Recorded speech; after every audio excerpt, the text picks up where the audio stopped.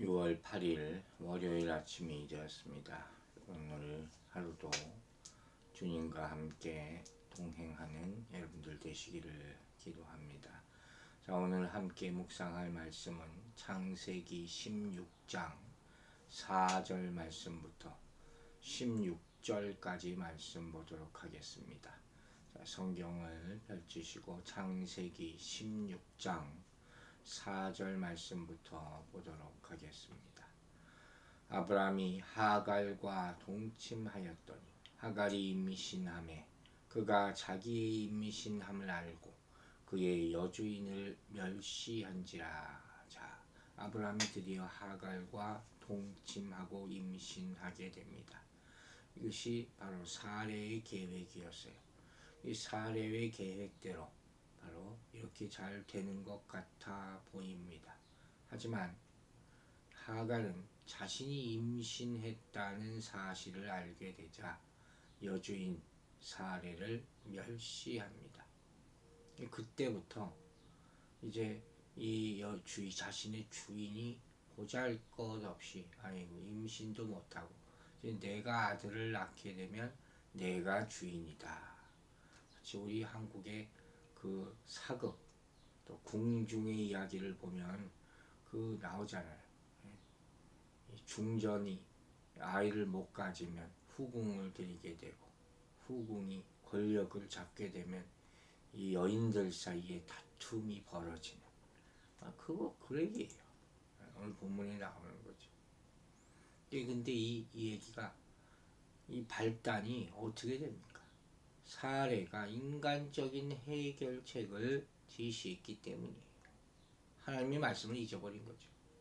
이와 같이 잘못된 판단과 잘못된 선택이 계속적으로 좋지 않은 결과를 가져오게 된다는 사실을 우리는 보게 되는 것입니다. 즉, 하나님의 약속을 기다리지 못할 때, 그리고 내 멋대로 계획하고 실행할 때 생각지도 않았던 사람으로부터 모욕을 수치를 당할 수가 있다 하는 것입니다. 인간적인 방법을 택해서 더 나쁜 결과를 얻게 된다는 큰 교훈을 우리는 깨닫게 되는 것입니다. 여러분, 다시 말합니다. 우리 믿는 사람들은 때때로 하나님이 약속이 더디게 이루어지는 것 같이 느껴질지라도 반드시 이루어질 것을 믿어야 합니다. 왜 우리는 하나님이 일하시는 것을 기다려야 하겠습니까? 하나님께서는 우리가 할 수 없는 일을 행하시는 분이기 때문입니다. 다시 말해서 우리가 하나님을 대신하려는 것은 교만이라는 것이에요. 그러나 하나님의 약속을 온전히 신뢰하는 사람은, 여러분, 온전히 신뢰하는 걸 아시죠? 이 사람은 세상의 유혹과 말에 흔들리지 않게 되는 것입니다. 하나님의 반드시 약속을 지키신다는 믿음은 초조함을 가져오는 것이 아니에요. 기대감을 갖게 한다는 것을 깨닫게 되는 여러분들 되시기를 주의 이름으로 축원합니다. 5절 보겠습니다. 사례가 아브라함에게 이르되 내가 받는 모든 모욕은 당신이 받아야 옳도다. 내가 나의 여종을 당신의 품에 두었거늘 그가 자기의 임신함을 알고 나를 멸시하니 당신과 나 사이에 여호와께서 판단하시기를 원하노라. 참 사례도 황당합니다. 이제 아브라함에게 그 사실을 또 일러요. 그래서 자신이 지금 이렇게 모욕을 당하는 것이 그 책임이 아브라함에게 있다. 책임 전가를 하는 거예요. 자기가 이 계획을 시작했잖아요. 물론 아브라함이 동조하지 말았어야겠죠. 이 책임 전가하는 것은 어디에나 나타나네요. 당신과 나 사이에 여호와께서 판단하시기를 원하노라. 그래도 하나님의 재판관 되심을 인정하고 하나님께 호소하는 것을 볼 수가 있어요. 그래도 다행이죠. 그래야지 깨달을 수가 있으니까. 인간적인 방법을 자기가 시작해서 아브람도 그렇고 그 아내 사례도 그렇고 이방에 복을 전하는 역할을 해야 될 사람들이 오히려 여기서 이 모욕이라는 것은 학대거든요. 학대를 당하는 위치에 처하게 되는 불쌍한 모습이에요. 그나마 다행인 것은 하나님을 개입시키는 그런 장면이 보인다는 거죠. 자, 6절 봅시다. 아브라함이 사레에게 이르러 당신의 여종은 당신의 수중에 있으니 당신의 눈에 좋을 대로 그에게 행하라 하며 사레가 하갈을 학대하였더니 하갈이 사레 앞에서 도망하였더라. 아주 어떻게 보면 원인과 결과가 있는 뻔한 스토리입니다. 그러나 절대로 시작도 좋지 않고 결과도 좋지 않은 그런 이야기죠. 아브라함이 그 얘기를 듣고 또 그럼 당신 마음대로 하라 이렇게 얘기해버려요. 참 책임감도 없어요. 사례가 결국 하갈을 학대합니다. 자기가 당한 모욕을 그대로 갚아주겠죠. 결국 하갈은 도망을 칩니다. 하갈 입장에서 보면 주인 사례를 멸시한 결과 학대를 당하고 하나님이 이루어주신 가정에서 떨어져 나가는 그런 불쌍한 모습이 되고 마는 것이죠. 7절과 8절 읽겠습니다. 여호와의 사자가 광야의 샘물 곁 곧 술길 샘 곁에서 그를 만나 이르되 사레의 여종 하갈아 네가 어디서 왔으며 어디로 가느냐. 그가 이르되 나는 내 여주인 사레를 피하여 도망하나이다. 자, 광야 샘물 곁에서 여호와의 사자가 하갈을 발견합니다. 하나님이 또 메신저를 보내는 것이죠. 이 여호와의 사자는 하갈에게 하나님의 뜻을 전하기 위해서 온 것이죠. 하나님이 이 장면을 다 보고 음성을 듣고 계셨다는 거예요. 그런데 뭐라고 부르는가? 여기 의미심장합니다. 이 메신저가 뭐라고 부릅니까? 사레의 여종 하갈아 내가 어디서 왔으며 어디로 가느냐. 이거 왜 이렇게 물을까요? 바로 하갈을 사레의 여종 이렇게 정확하게 표현함으로 그녀의 위치를 확인시켜 주는 거예요. 누구의 소속이었냐, 네 정체성이 무엇이냐. 자, 자주 얘기하죠. 하나님께서 이거 물어보신다. 세상이 묻는다. 당신은 누구입니까? 어디에 속한 사람입니까? 이 얘기라는 거예요. 그 위치가 어디냐는 것이죠. 그런데 하갈은 이 사자의 질문에 똑바로 대답하지 않아요. 뭐라고 얘기합니까? 내 주인 사례 앞에서 나는 도망치고 있습니다.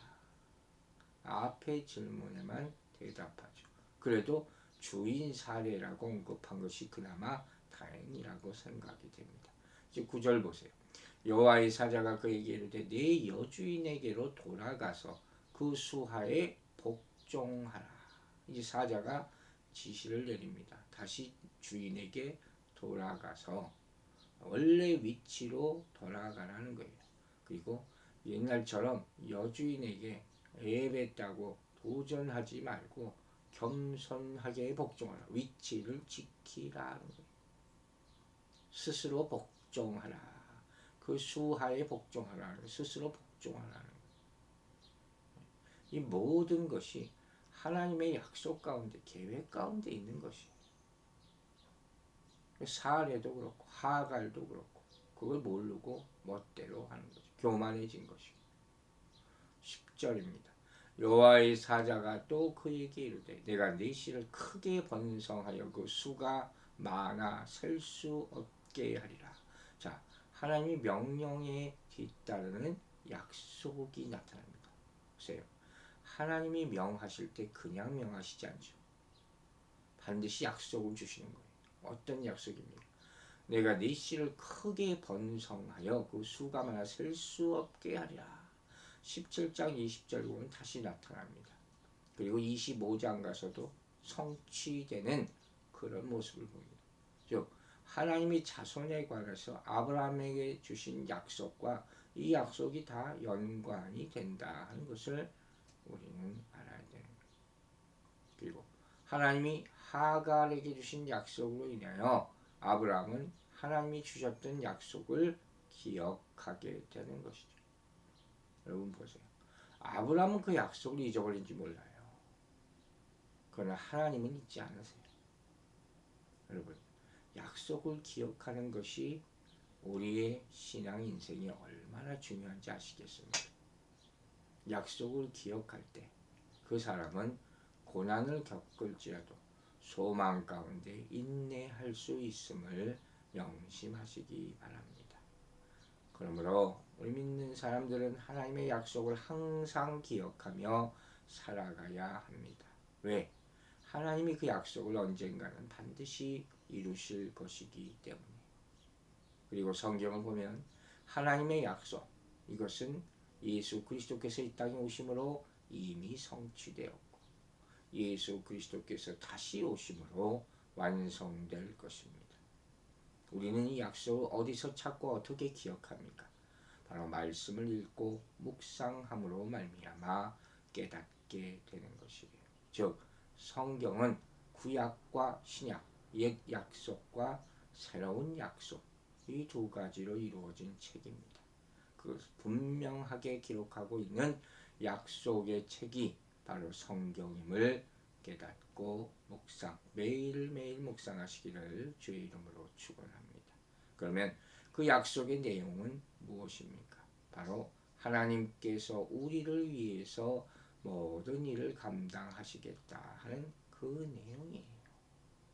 그런데 이렇게 보화가 이 안에 있음에도 불구하고 그것을 모르는 사람이 많죠.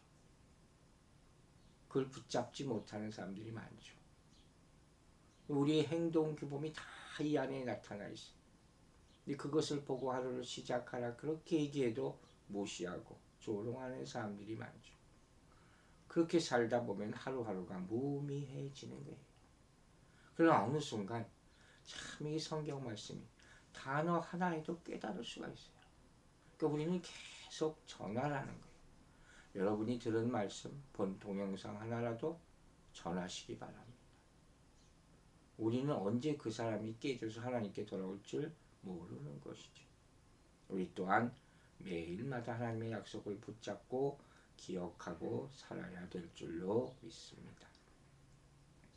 자, 11절 말씀 보겠습니다. 여호와의 사자가 또 그에게 이르니 내가 임신하였은즉 아들을 낳으리니 그 이름을 이스마엘이라 하라.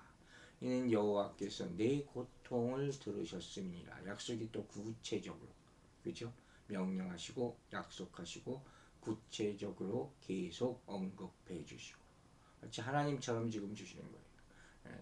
이 하갈에게 아들을 낳을 것이고 또 이름까지 이스마엘이라 하시라. 이스마엘은 하나님께서 들으셨다 하는 그런 뜻입니다.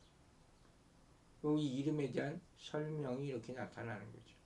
여호와께서 그 고통을 들으셨습니다. 우리 보고 계시는 우리의 고통을 다 아시는 하나님. 이 학대, 복종, 고통, 이 하갈의 인생과 이것이 같이 가는 거예요. 그 이름대로.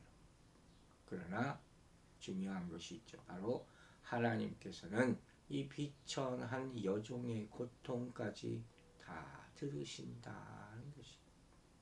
그리고 아들 이스마엘이 어떻게 살아갈 것인가. 그 생활 방식의 모습에 대해서도 짧게 언급을 합니다. 12절에 그가 사람 중에서 들나귀 같이 되리니 그의 손이 모든 사람을 치겠고 모든 사람이 손이 그를 칠지며 그가 모든 형제와 대항해서 살리라 하니라. 자기 멋대로 산다는 게 들나귀라는 표현이에요. 사회 관습에 구속받지 않으면서 모든 자와 적대 관계를 가지고 형제들과 적대 관계를 가지고 싸우면서 살아가게 될 것이다. 지금 이슬람의 모습들이죠. 평생 싸우며 사는 그들의 모습이 나타나는 거죠. 13절 봅시다.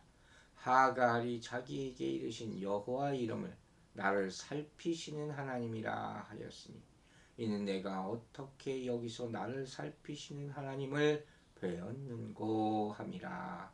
아멘. 자, 하갈이 그니 말씀하신 여호와의 이름을 당신은 살피시는 하나님, 엘로이 하는 말, 보시는 하나님 이렇게 부릅니다. 하갈은 하나님을 어떻게 체험한 거예요? 나의 고통을 살피시는 하나님 이렇게 체험한 거예요. 여러분 아시겠습니까?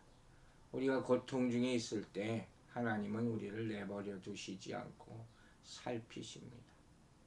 만약 우리에게 관심이 없으시다면 우리의 상황은 막막할 수밖에 없어요. 그러나 하나님은 끊임없이 우리의 관심을 가지고 돌보신다 하는 사실을 다시 한번 얘기하고 있는 것이에요. 자, 여기서 잠깐 이야기를 되새겨서 정리해 봅시다.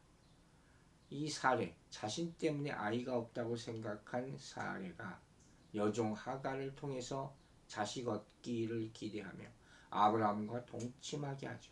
그런데 하갈이 아브라함의 아이를 잉태하면서 관계가 복잡해지는 거예요. 이 사례가 단순히 생각했던 일이 꼬이기 시작합니다. 사례는 이를 주도한 것이 자신이었건만 하갈이 자신을 멸시하자 아브라함에게 이르죠. 아브라함에게 묵인하여 바로 하갈을 학대하게 되고 하갈은 도망치게 되는, 그래서 하갈이 또 하나님께 부르짖게 되는 그런 이야기예요. 여러분, 인간이 하는 일이 이래요. 하나님이 계획하신 것을 순종하지 못하고 망쳐놓는 것이죠. 그런데 그 관계 속에 하나님께서 다시 개입하셔서 다시 살피시는, 그것이 반복이에요. 지금 사라와 아브라함 잘못했어요. 하갈도 잘못한 것이죠. 그런데 하나님이 다 돌보아 주시는 것, 다 망친 것들, 망가뜨려진 것들을 다시 고쳐주시는 것이 바로 하나님의 은혜예요. 고쳐만 주십니까? 새롭게 살게 해주시는 그 하나님의 은혜를 깨닫고 감사하게 되기를 바랍니다. 14절 봅니다. 이러므로 그 셈을 부엘라헤로이라 불렀으며 그것은 가데스와 베델 사이에 있어서라. 베렛 사이에 있더라. 그래서 어떻게 됩니까? 여호와의 사자를 만난 그 셈을 부엘라헤로이, 이 무슨 뜻이냐? 나를 보시는 분, 살아계신 분에 속한 우물, 이렇게 보면서 기념했다는 것. 이 잘한 거죠. 항상 하나님의 은혜를 깨닫고 감사하고 기념하는 것. 그게 신자의 삶이에요. 마지막으로 15절 16절 봅니다. 하갈이 아브라함의 아들을 낳음에 아브라함이 하갈이 낳은 그 아들을 이름하여 이스마엘이라 하였더라. 하나님이 부르라 한 대로 부른 거죠. 하갈이 아브라함에게 이스마엘을 낳았을 때 아브라함이 86세였더라. 자, 하나님께서 이들이 잘못에도 불구하고 그 아이를 낳게 하시고 그때 아브라함 나이가 86세, 아직도 건강했다. 이삭을 낳을 수 있도록 하나님께서 아브라함을 계속 그 계획 가운데 지켜주고 있는 모습을 봅니다. 오늘 이 말씀을 통해서 우리가 더욱더 순종하고 말씀을 붙잡고 하나님의 계획 안에서 벗어나지 않게 되기를 주의 이름으로 축원합니다. 기도하겠습니다. 아버지 하나님, 또 새로운 한 주가 시작되었습니다.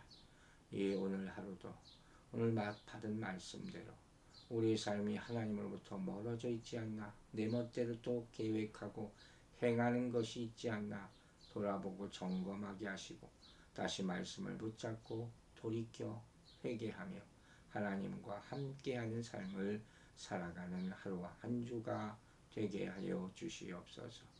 우리 성도들 힘든 가운데 있을 때 위로해 주시고 다른 무엇도 우리를 지켜줄 수 없사오니 오로지 하나님의 음성을 듣고 깨달아 다시 살아나고 일어날 수 있도록 축복하여 주시옵소서. 감사드리며 예수 그리스도의 이름으로 기도했습니다. 아멘.